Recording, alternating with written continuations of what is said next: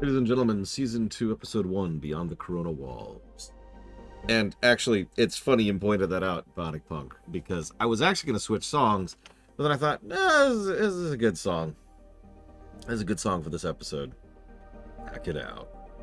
Oh yeah, by the way, I should mention that it's kind of weird because some of these are two-parters, but two-parters aren't always counted as two separate episodes. So for the purposes of this, because of how it lined up originally, we're counting all the two-parters as one episodes because they were listed as specials, which is its own category. I just want to explain that because some people are probably wondering why we're not doing part 1 and part 2, which is what we usually do for these kind of things. It's because in this specific case, they were counting them as specials rather than two-parters, which is, it's different. To explain slightly, when Star Trek would have, Descent Part 1, then everyone would go home and go take like a month off, relax, lay at the beach, eat some good food, and then come back. Then they work on Part 2. That gap is obvious, especially since they made it a policy to never plan for Part 2 when they were making Part 1. In other words, both episodes are very structurally and fundamentally different episodes. They're completely distinct from each other and should be counted as separate. By contrast, when you're doing a special, what you're doing is you're doing a 44-minute episode, and then you're splitting it artificially in the middle. So, same team, same idea, same construct, same episode. Make sense? So, with all that out of the way, who names their daughter Stallion? It's just... anyways, so. I was told to skip the intro for now. Still haven't watched it. Previously on, we talk about the rocks, we talk about the hair, we talk about the Baron. And 25 years ago, before Rapunzel was born, we see King Edmund desperately trying to destroy the stone, voiced by Bruce Campbell. And we see Kieran there. I caught both of those. Anyone who seeks out the opal must be stopped. Lots of questions here. Lots of questions. Only one actual answer, which is where Kieran came from and why he's some different kind of a person. We also get the implication that Frederick has been kind of a part of this at any cost thing that they're talking about. Cut to the opening song. It's a decent song. I don't have much to say about it except for three things. First, we have an outfit upgrade for Rapunzel and Eugene, which actually looks pretty good in both cases and means they can sell more toys. B, the animation here is actually crazy good. Now, I know that they're doing a thing where the RV is actually animated in CGI and the rest of it's animated from person's hand style, but still, they do a really good job of blending the two, and it looks really, really, really freaking good. As usual, I feel silly pointing out how good the animation is in a show which has already been just nailing it on that front. And three, Cassandra's actress can sing. Why haven't they given her more songs? Jesus Christ. So, yeah, that's actually a really good question, Bonnie Book. There's a lot of questions, like I said. There's a lot of questions. So, Eugene tries to go propose again. Okay. She overhears. Okay. She confronts him about it. Okay. And, of course, he lies about it, and as usual, is a terrible liar. He's about as good of a liar as I am about it. Oh my god, Bleachfeld, no. Let's just not.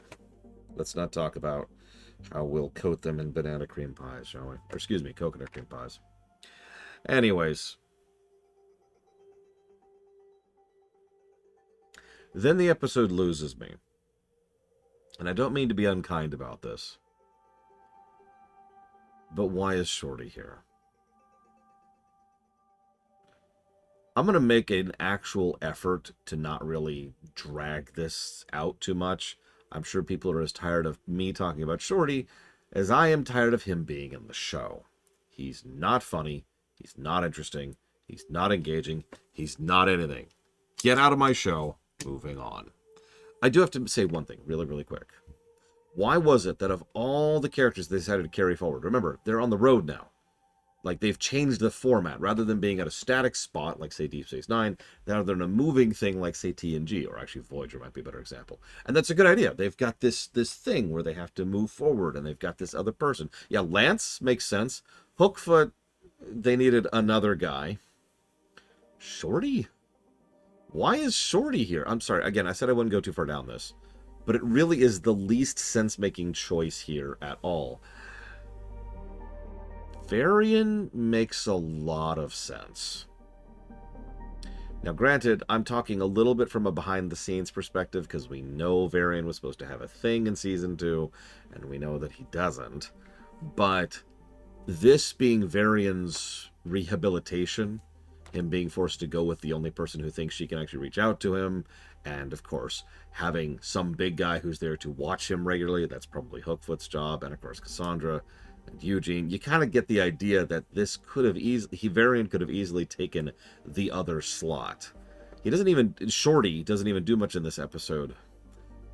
But if you look at the specific things he does, there are two things. First, he sabotages their efforts originally, which means they have to go into town. Now, obviously, Shorty does it on accident, but think about a Varian who then eats their food on purpose or lets their food out. Again, he's still a villain. He just stopped being a villain, so it would make sense that he would sabotage them. The next thing he has is he's in the area trying to take over, to watch over Lance, who's slowly succumbing to the poison. Now, Shorty is here to not be funny, but this could have been a moment for Varian because it cuts to him twice when he's watching over Lance, and both times the shot is longer than it needs to be for the stupid joke that plays there. In other words, there is just enough space for Varian to be, like, you know, obviously he doesn't want him to die, right? I mean, he's going to be okay, right? You're going to get the antidote, right? You know, you just feel like they could have used this as the first little crack in his villainy, as he is being literally put face to face with someone who is actively in the process of dying. The final thing Shorty has in this episode is he defeats the Baron. Think about that for a second. Having Varian be the one who then saves Eugene from the Baron could have been a moment. You know, I'm not on your side. We're still going to settle this, but I don't want anybody to end up like Lance over there. And that could have been a thing. And honestly, it wouldn't surprise me if it was intended to be a thing. Yeah, exactly. The villain of Season 1 defeats the villain of Season 2, and then, well, now we have started a redemption arc for Varian. The fact that Varian so effortlessly slots in Shorty's place is kind of weird, to be honest with you. Yeah, it also explains why Max was here, by the way, because Max was guarding Varian. So, I'm sorry, this is a rabbit hole to go down, and I said I wouldn't go too much further down it, but it was the first thing I thought of, because you know me. I think a lot of writing and dissecting writing in terms of structure. And it's weird how things can line up if you just replace a couple of pieces on the board and swap them around. Either way, we can't have Varian, because by this point, by the time Season 2 was already out, aka well after Season 2 was already in production, we know that there was a pretty big push against having Varian in the show because of the aforementioned issues with the producer. So, I'm not saying this is how things were supposed to be, but I think it lines up reasonably well enough that it wouldn't surprise me if this was part of the original storyboarding and the original outline for the plot, which they then threw out the window as he got more and more tired of the feedback he was getting from the fans. Moving on. So,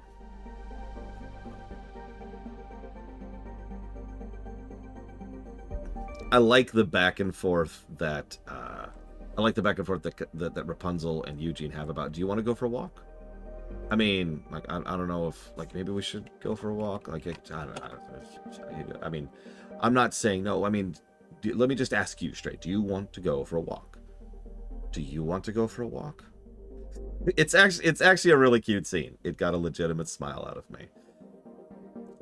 It does kind of remind me of two people who are deciding to date rather than propose, but that's a mild irritation, and honestly would make a lot more sense now that I'm saying that out loud.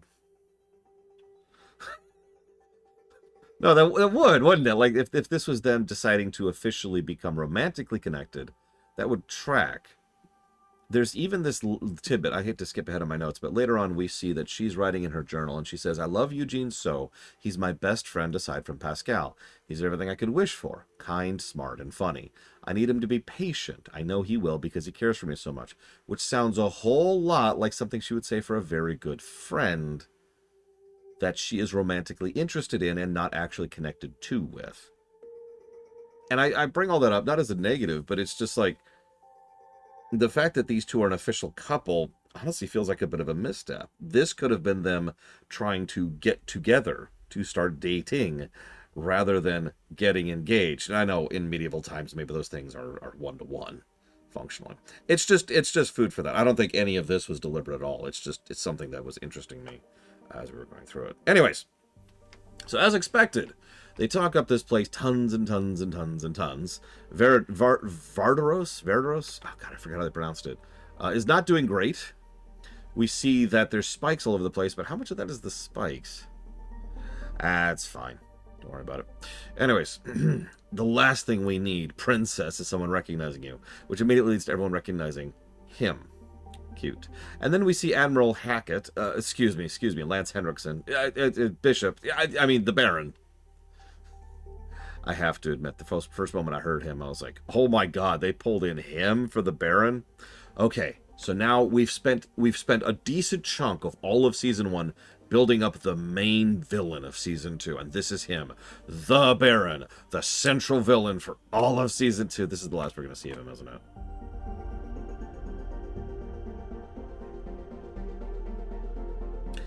Anyways, so honestly, no, Ross. I wasn't fully expecting it. So they have a discussion, and there's this wonderful bit where one of the friends said, she didn't say no, she didn't say anything, which is actually worse than saying no. And I find that funny because I wrote that down in my notes, too, back when she proposed the last time. So apparently someone agreed with me. I have to point out how much this irritates me, though. It's a very minor thing, but why is everyone in this episode, on every side, like literally everyone in the episode, all agrees that getting married means clipping her wings, cutting her freedom, being tied down, whatever other metaphor you want to use. Everyone says that, including Rapunzel and Eugene. Why? Now, we know why. It's because there's the cliche that once you're married, your life is over, which is a dumb, stupid, terrible, awful, no good, very bad cliche that needs to go to hell and die.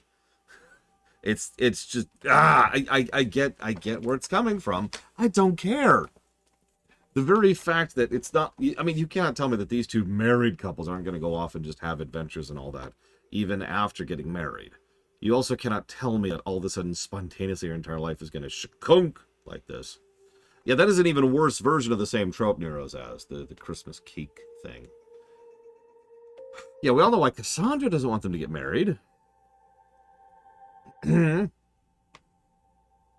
It just irritates me because we know that the reason this is here is because that's the cliche, that's the trope, that's why that's there. That's all it is. Moving on. It irritates me because they mentioned that several times in the episode. So then Adira shows up, and we have an action sequence. I'm not sure what I think of this. So, first of all, Adira is very monk here.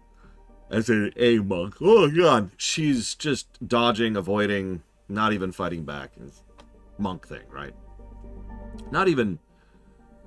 I'm not really, like...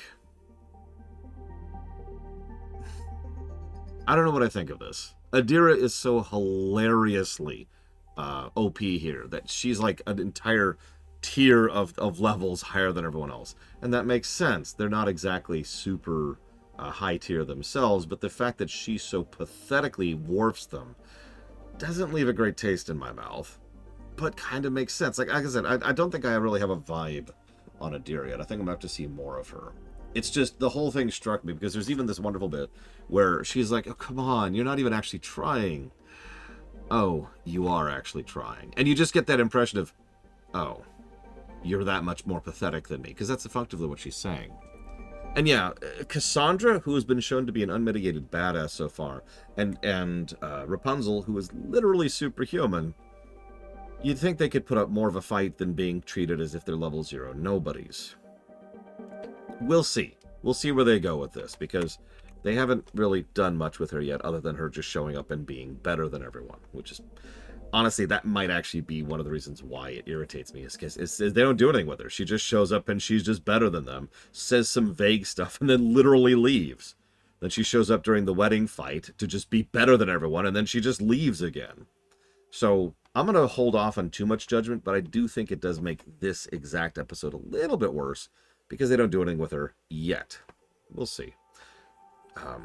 Yeah, and she also has the sword made out of the spike, by the way. I'm sure you caught that. And she also notices it can't cut the hair, so interesting. We have a little bit of interesting and well-designed backstory implication. We find out that the Baron is someone who's recent to the town. And it's weird how good of world building that is, because it's just slid right there under the rug, and then it moves on. But I caught it immediately. I was like, oh. Because we know from several people that this place used to be a fun, interesting, engaging place where everyone had laughter and adventure and everything was awesome. And now it's a stink hole. Like, we've got broken windows, roofs in bad repair, kids in the street, broken down like awnings and doors. They don't even need the spikes for this place to suck.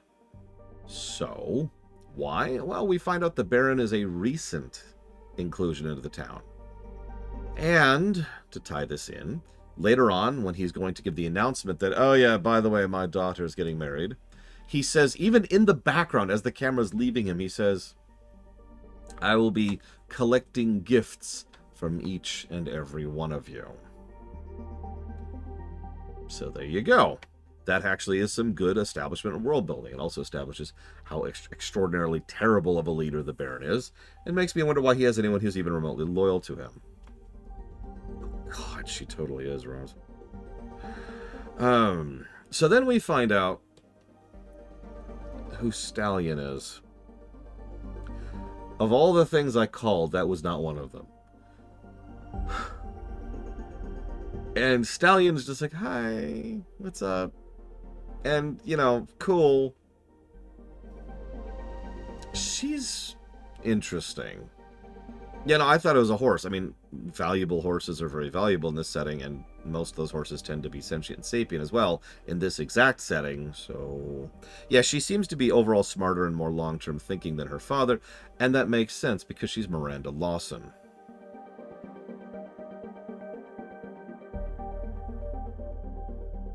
I had trouble putting a finger on it initially, I'll admit it. And I had to go look up the actress, and then I was just like, oh, yeah, no. So yeah, we have both Miranda and Hackett in this episode.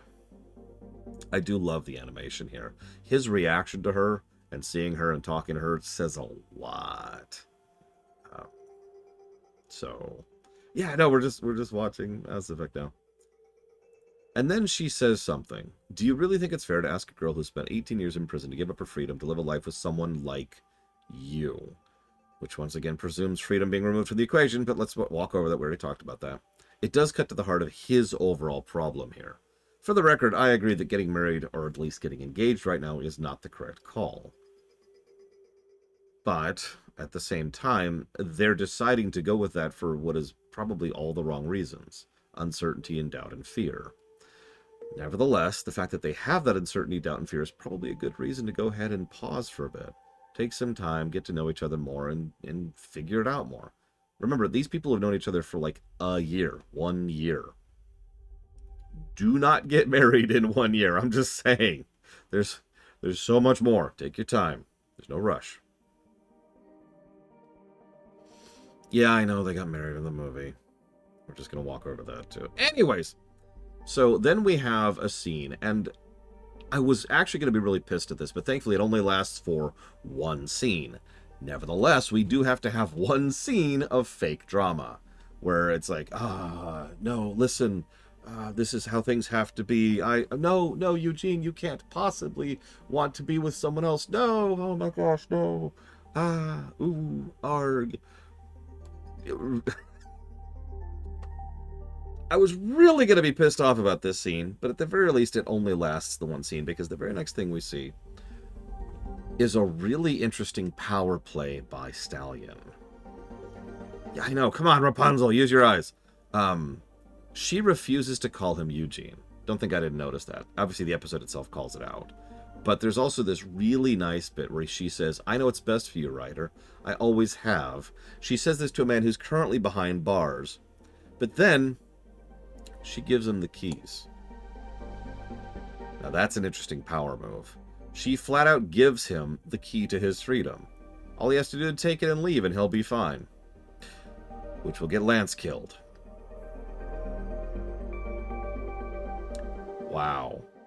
And that says a lot about how much more of a capable villain she is than her freaking father. Her father, I'm not actually very impressed with the Baron. He seems to be like a muscle who managed to make it big, right? Someone who was a thug. This actually happens. You've got a thug. They stay in the business long enough to just kind of be the one at the top of the heap by virtue of having lived that long. And now he's in charge. This would also explain why he's a baron, aka the lowest rung of the low when it comes to nobility. We actually talked about that already. So, okay. Did I like Eugene here? I loved Eugene here. Are you kidding me? He flat out told Lance he loves him, and obviously does not take the opportunity to leave him behind to die, even though he totally could. Right? He also clearly is having issues with this whole situation and is trying to take his responsibilities towards Rapunzel seriously, which comes up in the second song. 2 songs per episode. Oh, God, you called it. I don't know if this is because it's the season opener or if this is going to be the standard from now on. But either way, we have a thing. It's a distant duet, I think is what this is called. And so they sing, and that's cool. And we're immediately over the fake drama, so I will give them a thumbs up on that part. I also have to mention how much I love the idea of the name Cobra McBloodpuncher. I mean, we literally have Lance Strongbow over there, so...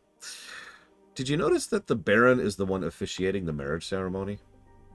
You're probably thinking, who cares? Well, that means he's the only actual authority he's acknowledging is himself.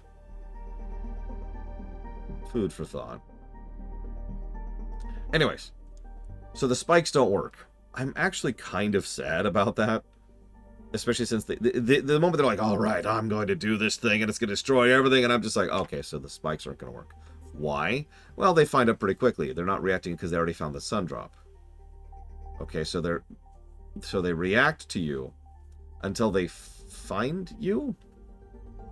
That actually doesn't make sense if I'm being completely honest. So either the episode is lying to me, aka there's more depth to this than it's already been presented, or that makes no sense. Because if they stopped reacting to her the moment they found her, that would have happened well before the season finale of Season 1. It would have happened all the way back when she first touched one at the season opener of Season 1. Food for thought. Anyways. So, big fight scene. Shorty kills the Baron. Except they don't kill the Baron. No, he just leaves uncontested, which... No comment. Weasel got away too. So that's Weasel, Stallion, and the Baron all leave without any real difficulty. Okay. And then, yeah. Actually, that's kind of it. There's this moment where Eugene is like, we should wait longer. And he's right. They should actually wait longer. And she's like, oh, yeah, no, we totally should. Because she's just as bad of a liar as he is. Reprisal song, we've got to go. Cut to credits. Not quite slice of life. And we already have... This episode does do something very important. It establishes the format, or at least I should say, it promises the format going forward. Now we have a moving camera, and we're going to be continuing on this journey as we go throughout this. Oh yeah, sorry, we also got the other piece of the document, although it didn't reveal as much as I would have liked. All we really saw was functionally what we already saw, that the moon dropped something onto the castle, which crafted the spikes, in addition to the sun dropping the sun drop onto the flower. So, that's it. Nothing really revealed there. Listen, the swan is awesomely terrible. It's so terrible. And yeah, still can't read the text, which is really frustrating because a lot of times this show actually shows us the text and we can read it. But anyways, we got to review this sucker. Also, I'm curious what you think of when exactly I should watch the intro. Season, the season opener here. I don't know if I should keep not watching it. I don't know. Is this an Arcane situation where I shouldn't watch it till the end? Moving on. This is not Tangled. This is the original series. Here we go. Listen, we've got to have the fight to establish how high level she is, Nero says. Eugene was very good here. I actually agree. And there was some subtle and interesting world building. There were some good action sequences. Adira's not great. They didn't fumble very often, except for Shorty. And I think it's actually all I've got. It's a pretty solid two-parter, and it is pretty good open. I only have one major complaint for the entire thing, and one minor complaint elsewise. Even Stallion was actually an interesting villain. Note that I say Stallion, not the Baron. The Baron was very one-note, and that can work, and arguably does, and the fact that Lance Henriksen is voicing him probably helps. So, yeah, I feel like I'm talking myself up to an orange here. I feel like it's a low orange, but I do still feel like it's a fairly solid orange and not a yellow. Yeah, I think I'm going to commit with that. We got plenty of time, so we're definitely going to try to get a little bit more Season 2. Don't worry, these next few episodes are not 44 minutes. These will be 22 minutes. Next one is Season 2, Episode 2, The Return of Quaid? Who the heck is Quaid?